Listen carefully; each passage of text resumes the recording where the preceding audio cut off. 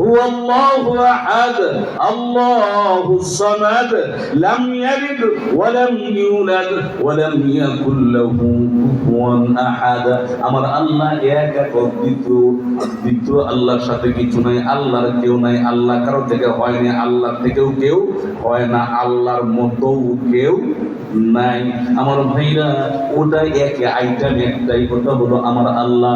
আগের যুগের মানুষেরা বন্ধু, এমনকি মহিলারাও বিশাল এলেমওয়ালা ছিল, তাই মহিলারাও কোরআন থেকে কথা বলতে পেরেছে।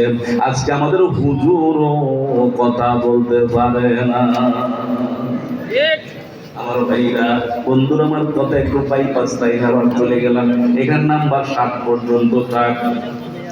হযরত আব্দুল্লাহ ইবনে মুবারক রাহমাতুল্লাহ আলাইহি হজর সফরে চলছে।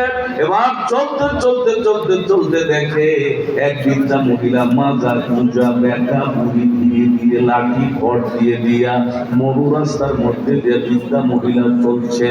এবার আব্দুল্লাহ ইবনে মুবারক বৃদ্ধা মহিলাকে বলল, আসসালামু আলাইকুম ওয়া রাহমাতুল্লাহ। বৃদ্ধা মহিলা হাঁটতেছে আর বলে, সালামুন قولا من رب رحيم।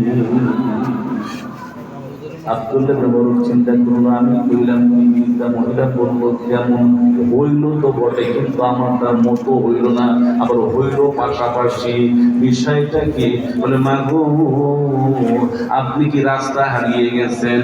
আপনি এই যে চলছেন, কোন দিকে কোথায় যাচ্ছেন? আপনি কি রাস্তা হারিয়ে গেছেন? এবার বৃদ্ধা মহিলা হাঁটের বলেন, মাইয়ুদুল্লাহু ফালা হাদিয়া লা।